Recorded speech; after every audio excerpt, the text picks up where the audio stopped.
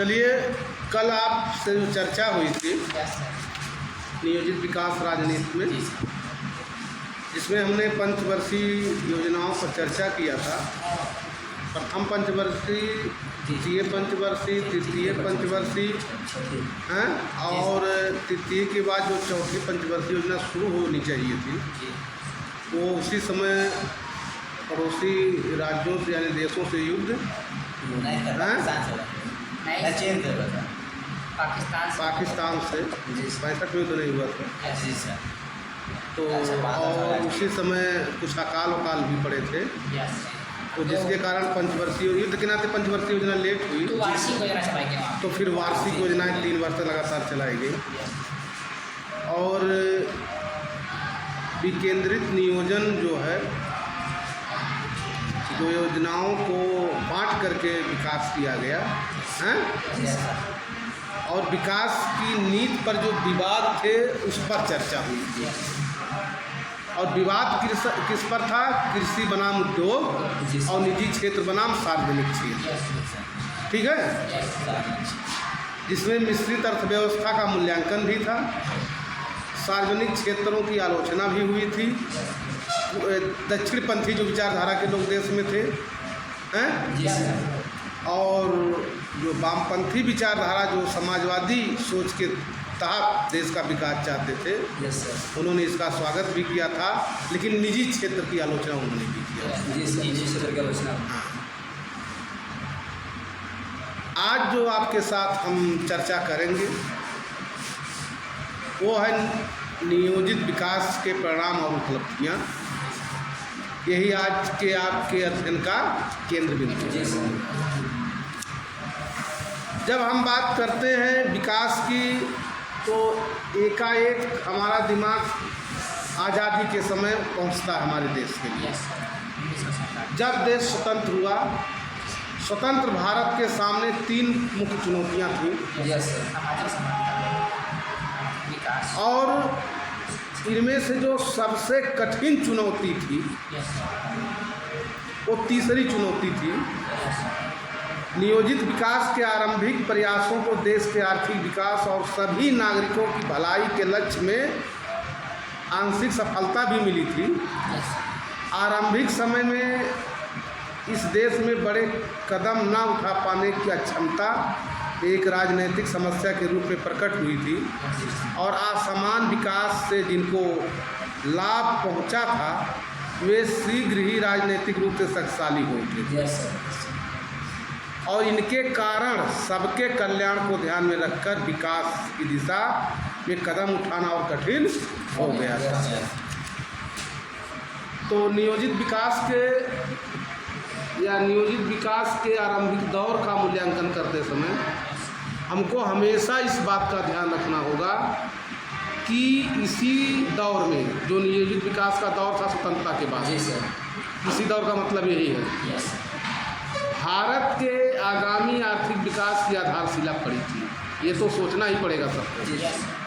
कितनी भी बुराई हम कर लें, लेकिन जो आधारशिला थी स्वतंत्रता के बाद विकास की, वो वही स्थिति थी, वही काल था, वही समय था, नींव थी, और उसी नींव पर हम बिल्डिंग खड़े कर रहे हैं आज।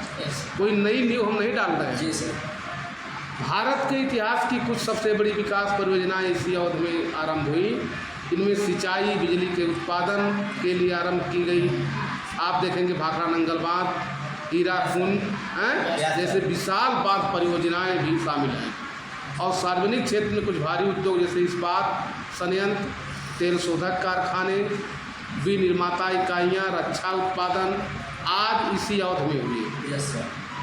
तो इस दौर में परिवहन और संचार के जो आधारभूत ढांचे थे, ठीक है, तो इन ढांचों में भी वृद्धि हुई, और बाद के समय में कुछ विशाल परियोजनाओं की आलोचना तो भाई दोनों तरफ होता है।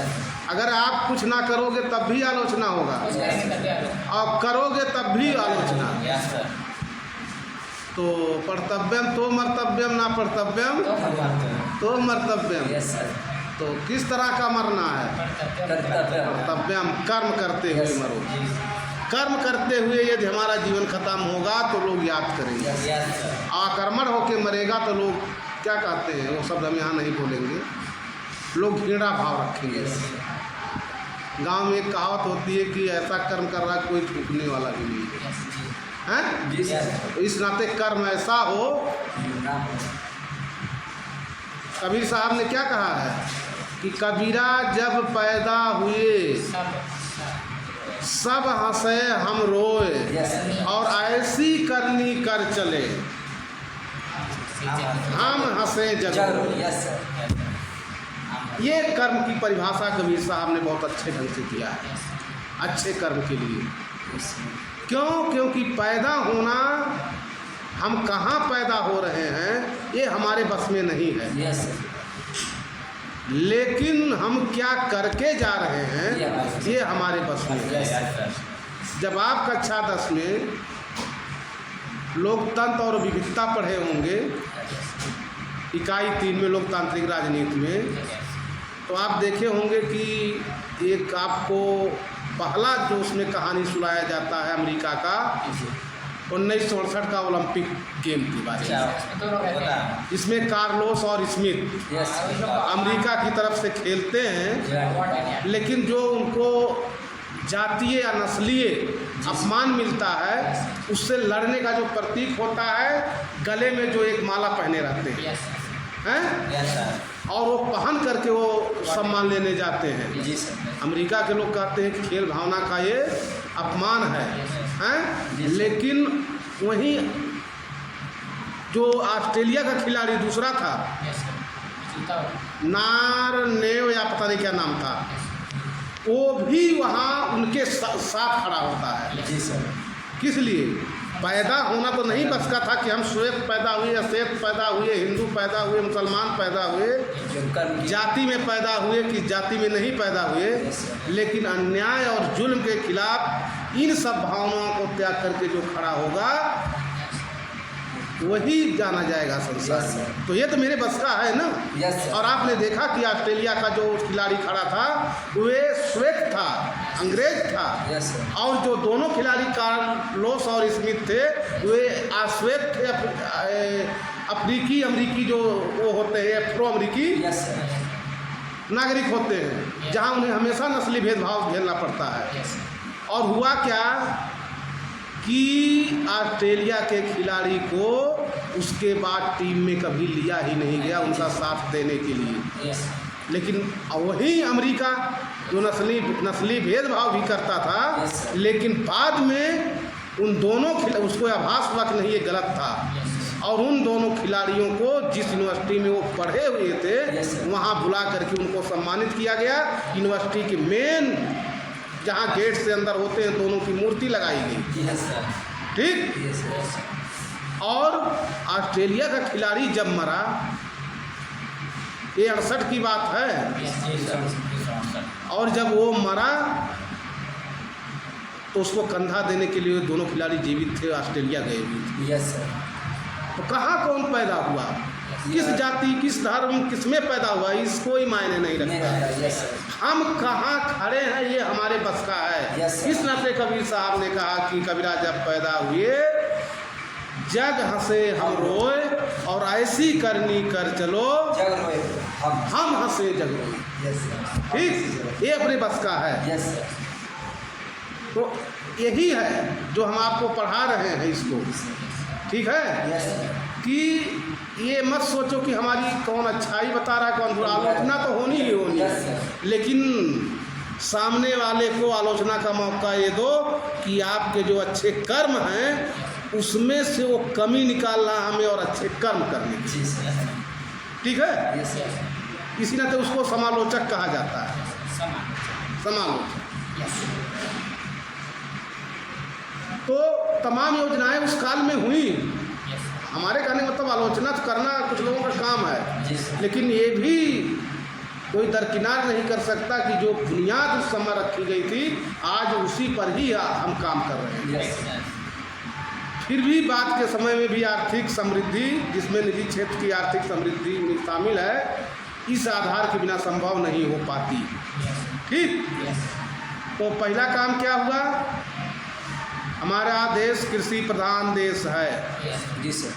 और जब तक कृषि की उन्नति नहीं होगी, कृषि का विकास नहीं होगा, कृषि कार्य पर जीवन यापन करने वाले लोगों का विकास तब तक नहीं होगा।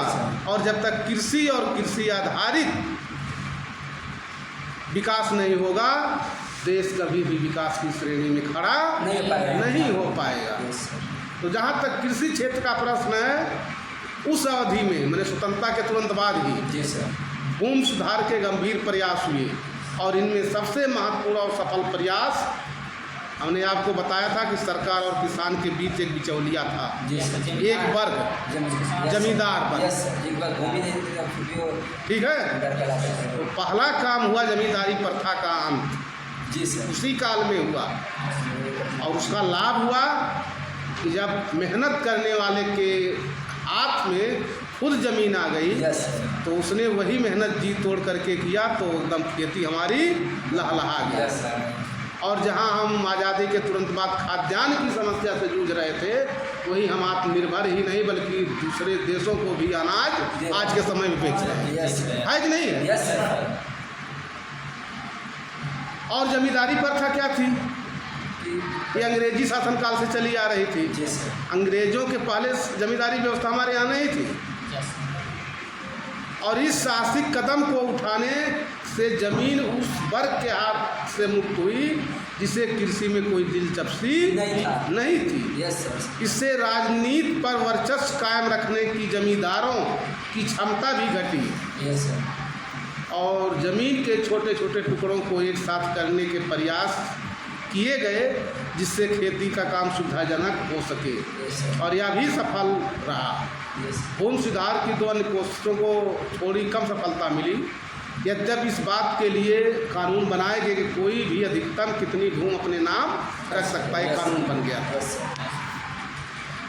लेकिन जिसके पास अधिक भूमि थी उसने कानून तोड़ने की खोज भी निकाल ली। सबको अलग-अलग परिवार का नाम करेगा। परिवार ही नहीं, कुत्ते बिल्ली का नाम, क्योंकि प्रभाव उन्हीं का था, कर्मचारी उन्हीं से प्रभावित थे, तो दे ले करके अपने कुत्ते बिल्ली के नाम भी वो आदमी का नाम रख करके कर लिए, अपने पास रखे रहे। क्योंकि उस समय जो खेती का रिकॉर्ड रखते थे, एक ही जाति के लोग होते थे जिसे लेखपाल उस समय पटवारी कहा जाता था। वो जो लाला होते हैं हमारे देश में जाति व्यवस्था में, जिन्हें श्रीवास्तव कहा जाता है, ठीक है।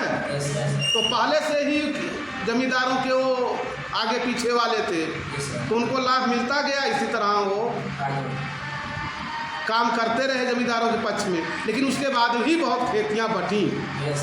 और इसी नाते आपको ख्याल होगा कि चौधरी चरण सिंह जब मुख्यमंत्री हुए तो उन्होंने पहला काम किया था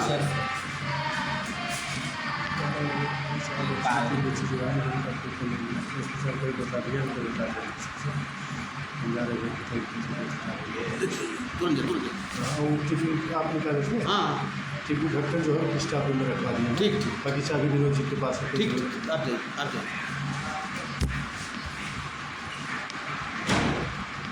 तो भूमि सुधार की हम जो आपसे चर्चा कर रहे थे, सरकार ने कोशिश बहुत की, लेकिन जो भूमि के ज़बरदस्ती मालिक बने हुए थे उन्होंने कानून तोड़ने के भी अपने उपाय खोज लिए। और उस पर अभी हमने चर्चा भी किया कि एक जाति विशेष के ही लोग होते थे और फिर उन्हीं के पुश्तैनी लोग आकर के हो जाते थे। जी सर।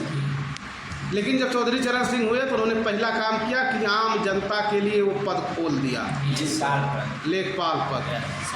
हम हाई स्कूल में कुछ लोग थे तो चर्चा किए थे, आप लोगों से ख्याल होगा। और उसका परिणाम हुआ कि खेती वास्तव में उन लोगों के हाथ में आ गई जो खेती करना चाहते थे। लेकिन जो कुछ लोग खोज निकाल लिए थे, आज भी 100-200 बीघा बने हुए हैं, कर नहीं सकते, बड़े शान से कहते हैं अरे हमारे पास इतना खेत है कि हम मेढ़े नहीं जानते कहाँ से कहाँ तक।